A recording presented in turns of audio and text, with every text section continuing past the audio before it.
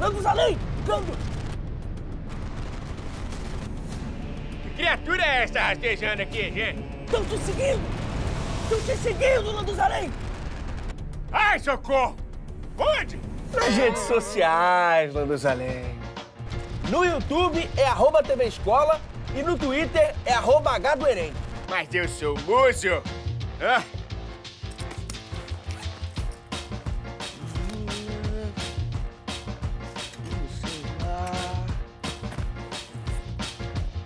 Ô, devolve meu celular! Ih, devolver esse celular o quê? Ah, eu tô vendo aqui, ó, os meus fãs. Recrutas, atenção! Bora, vinheta!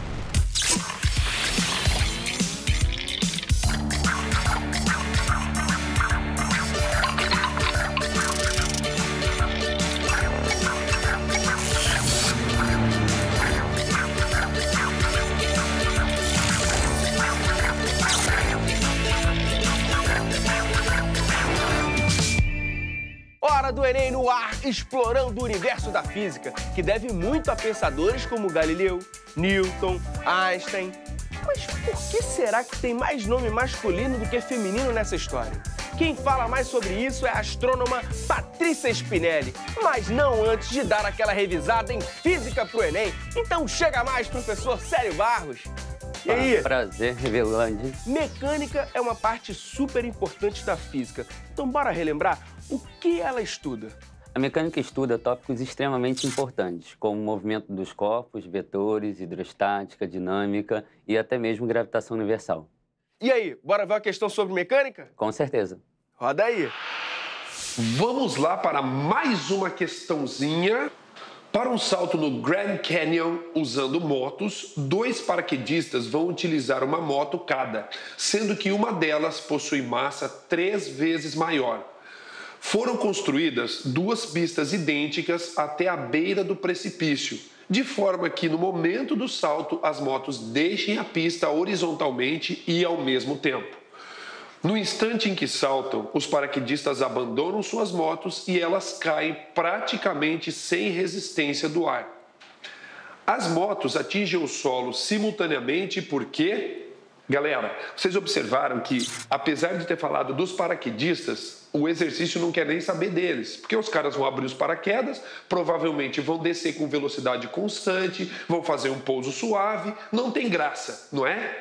O que eles estão querendo que você observe aqui? As motos, porque os caras vão pular de moto, lançamento horizontal, vão largar as motos e grudar nos paraquedas. As motos que se danem, coitadinha das bichinhas, né? E as 2 motos vão cair. Uma moto é mais pesada do que a outra e, mesmo assim, sem resistência do ar, elas atingem o solo simultaneamente, tipo, chegam ao mesmo tempo no chão. Uma questão clássica de lançamento horizontal, ok? O que acontece aqui? O que a gente tem que observar? Lançamento horizontal ou queda livre não faz a menor diferença, beleza? Porque mesmo que o objeto seja lançado horizontalmente com uma velocidade maior que o outro, livre da resistência do ar, os 2 vão atingir o solo ao mesmo tempo, beleza? Então vamos dar uma olhadinha nessa figurinha aqui, ó. Lançamento horizontal, olha só. Velocidade inicial, ela é horizontal e ela se mantém constante o tempo todo. O que vai acontecendo é que o objeto vai ganhando uma velocidade vertical devido à aceleração da gravidade, que a gente considera constante e em quase todos os exercícios desses nossos vestibulares, inclusive as provas do Enem, a aceleração da gravidade é aproximada para 10 metros por segundo ao quadrado. Tudo bem? E é a mesma aceleração da gravidade para todo mundo, certo? E a massa? A massa das motos entra na análise? Não, a massa não faz diferença também.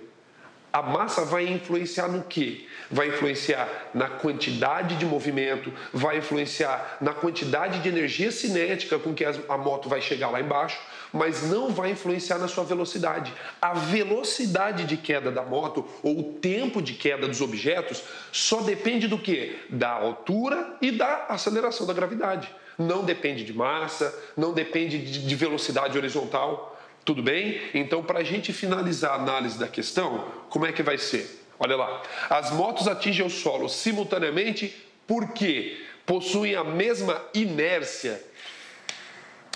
O que é inércia mesmo?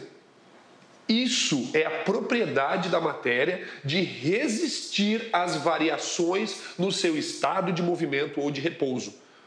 Tipo assim, é a tendência do corpo ficar do jeito que está, certo? Nesse contexto, a inércia ela é representada numericamente pela massa. Então, o corpo que tem maior massa tem maior inércia, tem maior capacidade de ficar do jeito que está, ok? Então, como as motos têm massas diferentes, totalmente fora de questão. Letra A está fora. Letra B, estão sujeitas à mesma força resultante. Força resultante é a segunda lei de Newton, que diz que todo corpo que está sujeito à ação de uma força resultante não nula adquire uma aceleração proporcional a essa força, na mesma direção e no mesmo sentido. Mas é claro, dependendo da sua massa. Beleza? Então a moto mais pesada está sujeita a uma ação de força resultante maior do que a moto mais leve. Beleza? A moto mais pesada tem mais massa, então tem mais força-peso, que é o resultante. Certo? Então não, está errado a letra B. Letra C, tem a mesma quantidade de movimento inicial. Quantidade de movimento é uma grandeza vetorial que, em módulo, é massa vezes velocidade. Beleza? Então, quando o corpo de massa M possui velocidade, então ele tem uma quantidade de movimento. Ele não falou nem sobre as velocidades das motos no instante que eles dois vão saltar. Então, aí a gente não pode afirmar sobre a mesma quantidade de movimento, até porque se as duas motos tivessem sido lançadas com a mesma velocidade, a quantidade de movimento também depende da massa. Então, está errado. Letra D, adquire a mesma aceleração durante a queda. Opa, olha só. Que aceleração que estão submetidas as duas motos? Isso mesmo, a aceleração da gravidade. Então, as duas motos estão caindo pela mesma aceleração da gravidade. Então, a letra D é a verdadeira, certo? Mas só para confirmar, letra E, são lançadas com a mesma velocidade horizontal. Então, ele não falou. Ele falou que as duas motos vão sair ao mesmo tempo, não mencionou se é a mesma velocidade inicial, e mesmo se fosse a mesma velocidade inicial ou velocidades iniciais diferentes, não importa, beleza? Porque o tempo que eles levam para tocar o solo, o tempo que as motos levam para cair, só depende da altura e da aceleração da gravidade. Então, letra E está errada também. Portanto, olha lá, mais uma vez o desenho aparecendo, né? Observe que a velocidade vertical só depende da gravidade, beleza? E da altura, é claro. Então, no final da história, a alternativa correta, letra D. Espero que você tenha clareado suas dúvidas. Um beijo no seu cérebro. Adeus. Valeu, professor Carlos Plaça. Muito obrigado. Esse é o tipo de questão que não requer cálculos, só conhecimentos teóricos. Como se preparar? Então, é importante que o aluno ele vá a fundo na questão conceitual e procure fazer o máximo de resumos que ele possa para poder melhorar o aprendizado dele. No último bloco, a gente viu a questão 83 da segunda aplicação do Enem 2016, Caderno Azul. O tema é mecânica. O que o candidato precisa saber para acertar especificamente essa questão? É importantíssimo que ele saiba a questão dos movimentos, tanto uniforme quanto movimento uniformemente variado. E depois, posteriormente, ele deve saber também a questão da queda livre do corpo. Então, essa questão 83 fala de lançamento horizontal, mas tem outros tipos, não tem? E também existe um movimento que ele é dito como lançamento horizontal, o movimento vertical, que é o lançamento vertical, e o lançamento oblíquo. Professor, em quais elementos a gente deve prestar atenção quando aparece uma questão sobre lançamentos? Então, é importantíssimo que o aluno preste atenção na questão vetorial, de como o corpo se desloca, e também na questão dos movimentos, para poder associar essa questão vetorial. E, posteriormente, em outros elementos, como a altura que o corpo atinge e até mesmo a distância que ele consegue atingir a partir do ponto onde foi lançado. A questão fala de um conceito que você até citou aqui, que é do movimento uniformemente variado. Explica melhor pra gente? Posso te mostrar? Só se for agora, professor.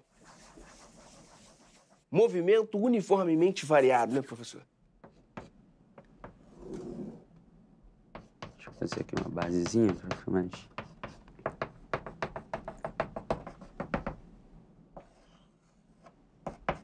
Então, aqui temos um desenho que ele, na verdade, foi um experimento realizado por Galileu, para poder comprovar como acontece essa queda dos corpos, né? Exatamente ligada a essa questão, que é a questão do Enem, que foi mencionada. Aqui a gente tem um corpo, né, que ele vai ser lançado em queda livre, né? Quando esse corpo aqui ele é lançado horizontalmente, acontece dele estar sujeito simultaneamente a dois vetores, que é o vetor velocidade horizontal e a gente tem um vetor velocidade que ele é vertical. O vetor ele é sempre representado com uma setinha em cima, né? Então, Galileu comprovou que esses dois corpos eles chegariam ao solo ao mesmo tempo.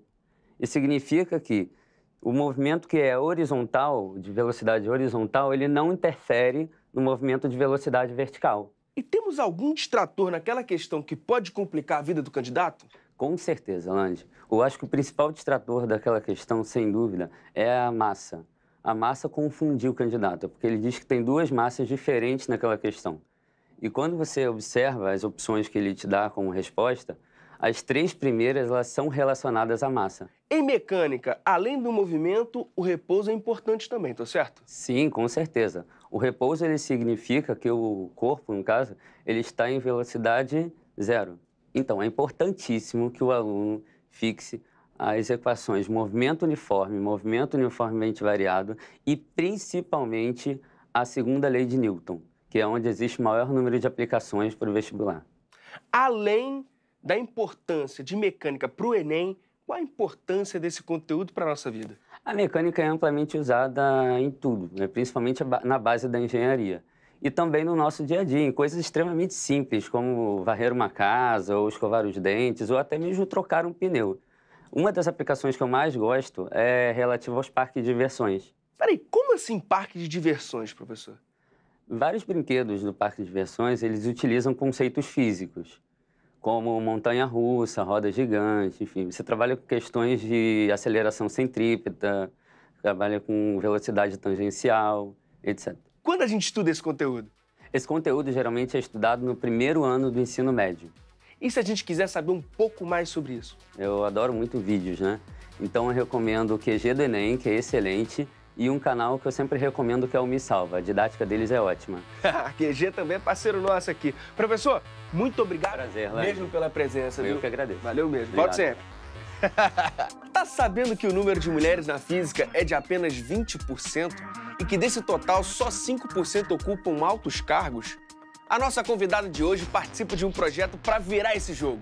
É a astrônoma Patrícia Spinelli. Seja bem-vinda. Obrigada. Patrícia, como está a participação das mulheres na física?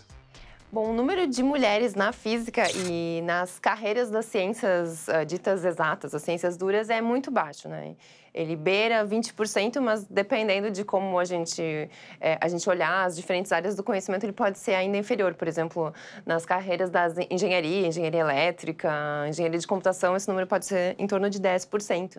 Tem até uma sigla que está sendo muito utilizada internacionalmente, que é STEAM, que é Science, Technology, Engineering e Mathematics. Então, ciência, tecnologia, engenharia e matemáticas, para tratar desse problema, né? Porque não é um problema só da física, é um problema dessas áreas ditas mais duras. Então, é uma representação baixa das mulheres. Dentro desse contexto, como foi a sua experiência? Para poder me tornar uma astrônoma, eu fiz a faculdade de física, depois eu fiz o meu mestrado também, né, dentro da faculdade de física, mas já fazendo uma pesquisa na área da astronomia, que é uma área do conhecimento da física, para depois fazer o meu doutorado. E ao longo da minha carreira, quando eu entrei no curso de física lá em Porto Alegre, na Federal do Rio Grande do Sul, eu percebi que tinha alguma coisa estranha. Não sei, a gente sente um desconforto. Eu não estava muito ciente dessa questão da baixa representatividade das mulheres. Mas, por exemplo, quando eu fazia a disciplina de equações diferenciais no terceiro semestre, era uma turma de 60 alunos e tinha só eu e uma colega. Então, assim, é um pouco estranho a gente entrar numa sala, né, onde 58% dos estudantes são homens e só eu e uma colega éramos mulheres. Existem problemas, às vezes, também dos próprios professores desacreditarem que as mulheres são capazes, mas eu acho que isso, com o tempo, está sendo amenizado, né? Mas, realmente, não, assim, a situação onde a gente mais se sente confortável é quando a gente se sente representado. E o seu projeto Dia das Meninas contribui para uma maior participação das mulheres na física? Tem um problema que a gente chama de segregação horizontal, que significa que as meninas não estão buscando essas carreiras. Então, a gente tem que incentivar as meninas a escolherem essas carreiras na hora do vestibular, do Enem. Existe um outro problema, que depois que as meninas entram e elas começam a evoluir na carreira, elas acabam desistindo. Então, elas não chegam a ocupar os cargos mais altos. Por exemplo, ser o chefe de um laboratório, a chefe do programa de pós-graduação na área de física ou engenharia. Então, a gente está tentando incentivar as meninas, né, vindo no museu, conhecendo outras mulheres, outras pesquisadoras, né, que estão na posição de liderança para elas, porque essas mulheres pesquisadoras, professoras universitárias, sirvam como modelo para essas meninas. Então, essas meninas precisam conhecer que as mulheres existem. E também fazer com que as meninas possam experimentar atividades práticas de física, de astronomia, montar telescópios, fazer brincadeiras, jogos, cálculos. Aí, além do Dia das Meninas, que acontece uma vez por ano lá no Museu de Astronomia, a gente também tem o projeto Meninas no Museu. Elas passam conosco durante todo um ano. Elas, a cada 15 dias, elas vêm no museu e aí elas também recebem informação em vários tópicos, né, das ciências exatas, astronomia, ciências afins, geologia, outras coisas que elas tenham interesse nessa área também ciências exatas e da Terra também. Super legal. E qual é a fórmula para que o número de mulheres cientistas cresça? Eu penso que pode ser incentivado com políticas públicas, porque se as mulheres estão trabalhando tanto quanto os homens, estão fazendo pesquisas ótimas, assim como os homens, por que elas não são escolhidas, na verdade, para as posições de chefia? Mas em relação às meninas que desejam estudar, ir para as carreiras das ciências duras, a gente vê em várias pesquisas que, basicamente, as meninas no ensino médio, elas estão interessadas em todos os tópicos. Mas, na hora de elas optarem por uma profissão, por algum motivo, elas acabam optando por profissões ditas femininas, que relembram o cuidado. Por exemplo, a enfermagem, a pedagogia, a psicologia. Isso, na verdade, é um problema cultural, é um problema social. Mas tem países que é diferente. Então, um exemplo feliz é a Bolívia e a Venezuela. Então, nesses países, tem muito mais mulheres do que homens, né? Eles têm uma porcentagem eles têm uma situação ou de equidade ou até de 60% de mulheres nos institutos. Legal. Então, para ver como isso é uma coisa que se constrói, né? Agora, eu quero saber de você. Como surgiu o seu interesse pela astronomia? Eu acho que desde muito pequena eu era curiosa. Mas quando eu estava na escola, né, eu devia estar no 3º ano do ensino fundamental, eu aprendi sobre planetas e sobre as estações do ano na escola. E eu tive que fazer um trabalho. Então, a minha mãe também, como professora de geografia, me ajudou a fazer aquele cartaz colorido que mostrava as estações do ano e depois eu tive que me apresentar na escola, fazer uma peça de teatro e eu fiz de cientista louca, né? Tinha aquela ideia, né, que o cientista tem que ser louco para ser cientista. Mas, enfim, aquilo me encantou. Então, eu já meio que decidi que a ciência que eu queria estudar era astronomia. E aí, ao longo da minha vida escolar, eu fui tendo muito incentivo pelas feiras de ciências da escola e aí eu acabava optando sempre por esses temas, né? Nas feiras de ciência, então, ou eu queria, né, sei lá, descobrir mais sobre a gravidade, ou eu queria falar de oceanos, eu estava sempre nessa questão, assim, da física ou das geociências, que eu acho um barato, assim, eu acho que se eu não tivesse sido física e astrônoma, eu teria sido geóloga, assim, porque eu acho muito, muito legal. E de que modo conhecer outros planetas ajuda na nossa vida aqui na Terra? Eu acho que, à medida que a astronomia foi descobrindo novas coisas, isso também refletiu na nossa maneira de pensar como sociedade. Então, antes do Copérnico, né, supor, né, que a Terra é que girava ao redor do Sol e não o contrário, o pensamento era que o homem ocupava uma posição muito privilegiada no universo. Centro do universo. Exatamente. Então, veio Copérnico propondo o contrário, depois o Galileu, né, fez as observações. Isso mudou a nossa forma, o nosso entendimento de que o homem não está no centro do universo. E a cada descoberta nova que a gente faz nos leva a esse entendimento também mais profundo, filosófico. E até o presente momento, a gente só conhece vida no planeta Terra. Eu não sei quanto tempo vai demorar para a gente descobrir vida em outros planetas ou em outras luas. Não digo uma vida avançada, mas talvez uma vida microbiana, assim, né? Bactérias, vírus. Mas eu tenho certeza que no dia que isso acontecer, né? Quando acontecer, se acontecer, vai nos fazer também colocar de novo num outro patamar. Que nós não somos tão especiais assim, que nós estamos sozinhos nesse universo. E esse é o seu sonho? Eu gostaria de estar viva quando isso acontecesse. E tem outros mistérios do universo também que eu fico pensando, nossa, tomara que descubram isso logo, né? Eu tenho que saber essa mistérios resposta. são esses? Eu quero saber. E tem a ver ali com as equações, a matéria escura e a energia escura. Opa, conta pra gente, quero saber um pouco mais desse sonho. Então, esse na verdade é meu campo de pesquisa, né? Eu estudei galáxias, né? Os aglomerados de galáxias, que são estruturas enormes do universo, que a gravidade vai puxando, né? Faz com que os planetas girem ao redor das estrelas, que as estrelas se aglomerem e formem galáxias, e que as galáxias se aglomerem e formem grandes formações, que a gente chama de aglomerados de galáxias. E a gente sabe, pela luz desses aglomerados, a gente consegue contar a matéria que tem ali. Mas quando a gente faz outros tipos de observação, a gente vê que tem muito mais matéria que a gente não enxerga, que não emite luz. E essa é a matéria escura. E a gente sabe, a matéria que a gente conhece, que é a matéria visível, ela compõe 30% do universo. Os outros 70% que geram força da gravidade não emitem luz e a gente não sabe o que é. Então,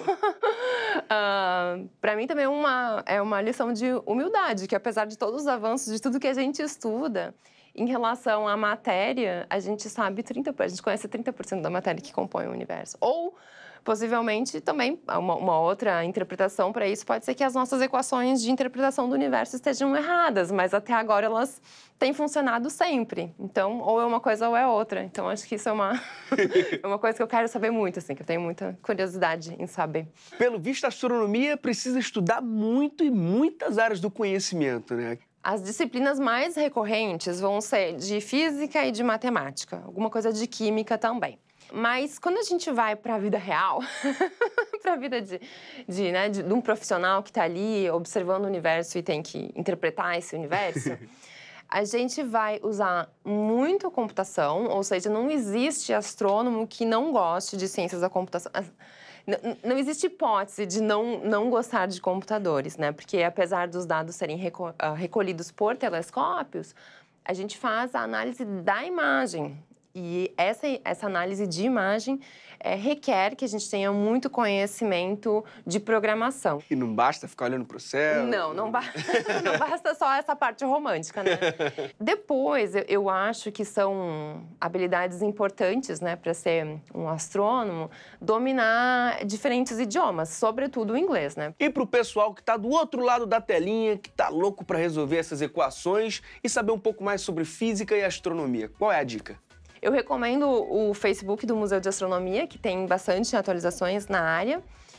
Também tem um site em português que chama Portal do Astrônomo. Então, esse também está sempre sendo atualizado com as descobertas mais recentes, né, que são veiculadas. Também o pessoal pode procurar a página da Sociedade Astronômica Brasileira. Lá também tem algumas informações de como se tornar um astrônomo, de quais são os eventos. Também cursos para professores também são divulgados lá, né, os professores que têm mais interesse em se aprofundar na astronomia. E para as meninas que ficaram interessadas pelo Dia das Meninas, como fazem para participar? Bom, o Dia das Meninas acontece em março de cada ano e a gente faz transmissão ao vivo dos debates. Para fazer as oficinas práticas, né, tem que estar no Rio de Janeiro, infelizmente, lá no museu. E o projeto das meninas no museu, que é um projeto contínuo, a gente também tem um blog. Então, as meninas do projeto, elas escrevem bastante. E também tem uma página muito ativa, que é do pessoal da Universidade Federal do Rio Grande do Sul, que chama Meninas na Ciência. E o Meninas na Ciência também posta bastante coisas, faz muito material audiovisual com grandes pesquisadoras falando das suas pesquisas, então pode acompanhar. Muito obrigado pela sua presença mais Obrigada. uma vez. E que você continue sendo referência para essas meninas que querem entrar nesse campo. Obrigada. Até a próxima. E é isso, galera. É como a Patrícia disse, as mulheres podem e devem fazer o que quiserem. Hora do Enem fica por aqui, mas o nosso site está cheio de conteúdo bacana para você brilhar no Enem. Até a próxima. Se você é menina e está pensando em seguir uma carreira das ciências exatas, engenharia, matemática, física ou astronomia como eu, mas está na dúvida porque não sabe se esse é o seu lugar, saiba que as mulheres têm toda a capacidade para fazer isso e a história está aí para mostrar. Então, vem conosco, vamos lá, que você é capaz.